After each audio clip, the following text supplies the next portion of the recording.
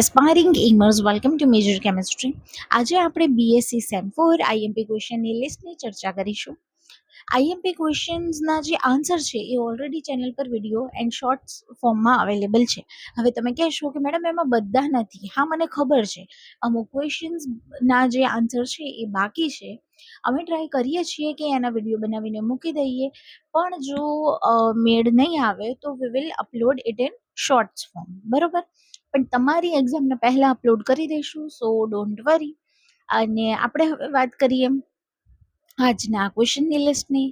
તો આજે તમારા જે પેપર કોડ છે એ બે પેપર કોડ છે, ડીએસસી CCHE 2410 અને ડીએસસી એમ CHE 2440. એટલે બંને જેટલાને પણ 241 કોડ છે અને જેટલાને પણ 244 કોડ છે એ બંનેને યુનિટ 1 જે છે એ સેમ રહેશે. આ યુનિટ 1 એ છે જેમાં acid base properties of organic compound આવશે, અને યુનિટ 1 બી જે છે એની અંદર યુવી સ્પેક્ટ્રોમેટ્રી આવશે. ઓકે, તો હવે એસિડ બેઝના કેવા ક્વેશ્ચન પૂછાય છે. પહેલો ક્વેશ્ચન, એસિટિક એસિડ કરતાં ફોર્મિક એસિડ વધુ એસિડિક છે. આપણે શું સમજાવવાનું છે કે ભાઈ કેમ એસિડિક એસિડ છે તેના કરતાં ફોર્મિક એસિડ છે એ વધારે એસિડિક છે. એવું તો એના અંદર શું કેરેક્ટર છે કે આ વધારે એસિડિક છે અને આ ઓછું છે, એની અહીંયા તમારે ચર્ચા કરવાની છે. ક્વેશ્ચન નંબર 2માં તમને કહ્યું છે એનિલિન કરતાં પી નાઇટ્રો એનિલિન વધુ બેઝિક છે. જુઓ, અહીંયા એક નાઇટ્રો ગ્રુપ છે એ પેરા પોઝિશન પર આવી અને એનિલિનમાં જોડાઈ ગયું, મેં એણે કહી દીધું ભાઈ હું તારા કરતાં વધારે બેઝિક છું, તો એ આપણે સમજાવવાનું છે. ત્રીજા ક્વેશ્ચનમાં કહ્યું છે કીટો ઇનોલ ચલ રૂપકતાની ચર્ચા કરો. અહીંયા આપણે ટોટોમેરિઝમ જે છે, કીટો અને ઇનોલ બે સ્વરૂપ હોય છે ને, એકમાં ડબલ બોન્ડ O હોય અને એકમાં સિંગલ બોન્ડ OH હોય છે. એ જે ચેન્જ થઈ રહ્યો છે કોઈ પણ એક સિંગલ કમ્પાઉન્ડની અંદર, એ કેમ થાય છે, આ ટોટોમેરિઝમ શું છે તે તમારે સમજાવવાનું છે. ક્વેશ્ચન નંબર 4ની વાત કરીએ તો તેમાં પૂછ્યું છે ફિનોક્સાઇડ અને એનિલિનના સંસ્પંદનના સૂત્રો આપો. ફિનોક્સાઇડ અને એનિલિન બંનેના જે સંસ્પંદન થઈ રહ્યા છે એના સૂત્રો તમારે દોરવાના છે અને તેની થોડી ઘણી માહિતી આપવાની છે. ક્વેશ્ચન નંબર 5ની વાત કરીએ તો ક્વેશ્ચન નંબર 5માં પૂછ્યું છે સક્સિનેમાઇડ આયન અને આલ્કોક્સાઇડ આયનના સંસ્પંદન સૂત્ર દોરો. અહીંયા પણ સંસ્પંદન સૂત્રો, અહીંયા પણ. 6th ક્વેશ્ચનમાં કહ્યું છે પી હાઇડ્રોક્સી બેન્ઝાઇડ જે બેન્ઝાઇક એસિડ છે તેના કરતાં સેલિસિલિક એસિડ વધારે એસિડિક છે, તે તમારે અહીંયા સમજાવવાનું છે. આ થઈ ગઈ યુનિટ 1A ની વાત. હવે આપણે યુનિટ 1B જોઈએ. તો યુવી સ્પેક્ટ્રોસ્કોપી છે એ કઈ રીતે પૂછાય છે.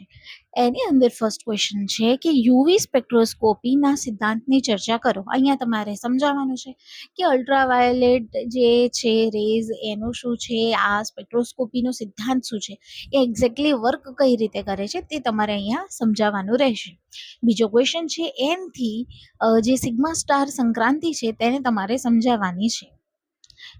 ત્રીજો ક્વેશ્ચન છે રેડ શિફ્ટ અને બ્લુ શિફ્ટ સમજાવો.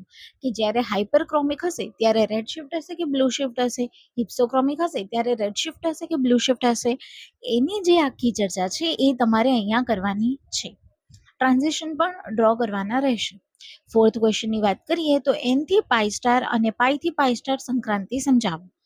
ફિફ્થ ક્વેશ્ચનમાં કહ્યું છે દ્રાવકની અસર સામે દ્રાવકની પસંદગી વિશેની માહિતી આપવાની છે.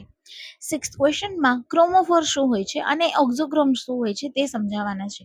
હવે અહીંયા સાતમું ક્વેશ્ચન જુઓ તમે. સાતમા ક્વેશ્ચનની અંદર આ એક સ્ટ્રક્ચર આપ્યું છે, સંયોજન આપ્યું છે અને કહ્યું છે કે આનું ટોટલ જે લેમડા મેક્સ છે તે ગણો.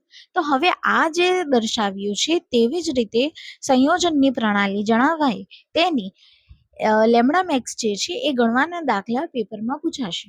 આ એક જ સ્ટ્રક્ચર આવશે એવું જરૂરી નથી, તમને કોઈ પણ અલગ બીજું સ્ટ્રક્ચર લઈ અને તે પૂછી શકે છે. ઓકે, તો આ હતું યુનિટ 1. હવે વાત કરીએ યુનિટ 2ની. Unit 2 carbohydrates. આ યુનિટ ફક્ત 241 કોડ વાળા માટે છે. 244 વાળા માટેનું જે બીજું યુનિટ છે એ આગળ આપણે ચર્ચા કરીશું. અત્યારે હવે યુનિટ 2 કાર્બોહાઈડ્રેટ્સની વાત કરીએ તો પહેલો ક્વેશ્ચન છે કિલિયાની ફિશર સંશ્લેષણ પર ટૂંક નોંધ લખો. બીજું છે રફ ડિગ્રેડેશન પર ટૂંક નોંધ લખો. અહીંયા તમારે જે આખી પ્રક્રિયા છે, જે એના રિએક્શન્સ છે, એ વોટ એવર ફોર્મમાં તમે યાદ કર્યા હોય, હાર્વર્ડ સિન્થેસિસ યાદ કર્યા હોય, ફિશર સિન્થેસિસ યાદ કર્યા હોય, તેને અહીંયા દર્શાવવાના રહેશે. ફોર્થ ક્વેશ્ચન છે, એપીમરની વ્યાખ્યા આપો અને ગ્લુકોઝમાંથી મેનોઝની બનાવટ લખો. કે ગ્લુકોઝમાંથી મેનોઝ જે છે એક મોનોસેકેરાઇડમાંથી ડાયસેકેરાઇડ છે કે પોલિસેકેરાઇડ હોય છે, એ બધા કઈ રીતે બનતા હોય છે તેની અહીંયા ચર્ચા કરવાની હોય છે. અહીંયા સ્પેસિફિકલી તમને નામ આપી દીધું છે કે ગ્લુકોઝમાંથી મેનોઝની ચર્ચા કરવાની છે.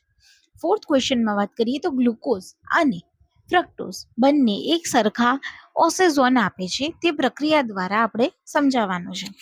પાંચમા ક્વેશ્ચનમાં સુક્રોઝનું બંધારણ સાબિત કરવાનું છે. છઠ્ઠા ક્વેશ્ચનની વાત કરીએ તો પ્લસ માલ્ટોઝમાં C1C4 લિંકેજ પુરવાર કરતી જેટલી પ્રક્રિયાઓ છે તેની આપણે ચર્ચા કરવાની છે. આ થઈ ગયા યુનિટ 2 ના 6 ક્વેશ્ચન્સ. હવે વાત કરીએ યુનિટ 3 ની. ઓકે, તો યુનિટ 3 ના જે આપણી પાસે યુનિટ નેમ્સ છે એ કંઈક આ પ્રમાણે છે: એરોમેટિક ઇલેક્ટ્રોફિલિક સબસ્ટિટ્યુશન અને પોલીન્યુક્લિયર હાઇડ્રોકાર્બન્સ. બંનેના કમ્બાઇન્ડ થઈને અહીંયા આપણે 7 ક્વેશ્ચન્સ લખ્યા છે. આ 7 ક્વેશ્ચન્સ તમારે પ્રિપેર કરવાના છે. પહેલો ક્વેશ્ચન છે, નેપ્થેલિનની ઓક્સિડેશન રિડક્શન પ્રક્રિયા સમજાવો. અહીંયા તમારે નેપ્થેલિનની ઓક્સિડેશન અને રિડક્શન પ્રક્રિયાની અંદર શું થઈ રહ્યું છે તેને સમજાવવાનું છે, તેની ચર્ચા કરવાની છે. ફરીથી નેપ્થેલિનની જ વાત કરવાની છે, પણ આ વખતે નેપ્થેલિનનું હાર્વર્ડ સંશ્લેષણ જે છે એ આપવાનું છે. આજે તમારું ક્વેશ્ચન નંબર 2. ક્વેશ્ચન નંબર 3 ની વાત કરીએ તો તેમાં આપણને પૂછ્યું છે કે નેપ્થેલિનની ઇલેક્ટ્રોન અનુરાગી વિસ્થાપન પ્રક્રિયાની જે ક્રિયાવિધિ છે તેને સહિત સમજાવવાની છે. ચોથા ક્વેશ્ચનમાં બેન્ઝીનનું નાઇટ્રેશન ક્રિયાવિધિ સહિત સમજાવવાનું છે. પાંચમા ક્વેશ્ચનમાં કહ્યું છે કે OH સમૂહ એ ઓર્થો પેરા નિર્દેશક સમૂહ છે, તે તમારે સમજાવવાનું છે, તેની ચર્ચા કરવાની છે. સિક્સ્થ ક્વેશ્ચનમાં કહ્યું છે કે બેન્ઝીનનું સલ્ફોનેશનની જે ક્રિયાવિધિ છે તેના સહિત તેને સમજાવવાનું છે. કેટલા આવ્યા કે જેને ક્રિયાવિધિ સહિત સમજાવવાના આવ્યા? તો નેપ્થેલિનની જે અનુરાગીવાળી વિસ્થાપન પ્રક્રિયા છે એ આવી, બેન્ઝીનનું આવ્યું અને બેન્ઝીનનું સલ્ફોનેશન. પહેલા બેન્ઝીનનું નાઇટ્રેશન, હવે બેન્ઝીનનું સલ્ફોનેશન. નાઇટ્રોબેન્ઝીનનું વધુ પ્રમાણમાં નાઇટ્રેશન કરવાથી MDNB એટલે કે મેટા ડાયનાઇટ્રોબેન્ઝીન મળે છે, તે સંસ્પંદનને આધારે આપણે સમજાવવાનું છે. વાત કરીએ હવે યુનિટ નંબર 4 ની. યુનિટ નંબર 4 ની જે આપણી પાસે ટાઇટલ છે એ કંઈક આ પ્રમાણે છે કે હિડ્રોસાયક્લિક કમ્પાઉન્ડ્સ અને બીટા ડાયકાર્બોનાઇલ કમ્પાઉન્ડ્સ જે છે એના અંદરના પણ આપણે અહીંયા 8 ક્વેશ્ચન્સ મેન્શન કર્યા છે. એને કંઈક આ પ્રમાણે ક્વેશ્ચન્સ બને છે કે પાયરોલ કરતાં પિરિડિન વધુ બેઝિક છે તે સમજાવવાનું છે. પાયરોલ અને ફ્યુરાનનું સંશ્લેષણ આપવાનું છે. ફ્યુરાન અને થાયોફિનનું સંશ્લેષણ આપવાનું છે. મેલોનિક એસ્ટરનું સંશ્લેષણ આપવાનું છે. પછી છે તમારું EAA નું જળ વિભાજન જે છે તેની ચર્ચા કરવાની છે.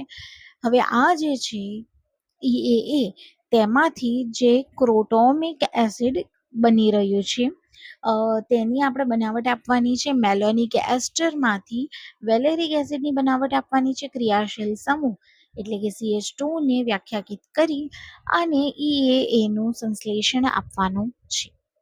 ઓકે, તો આ થઈ ગઈ તમારી પેપર કોડ 241 પ્લસ 244 નો યુનિટ 1 ની ચર્ચા.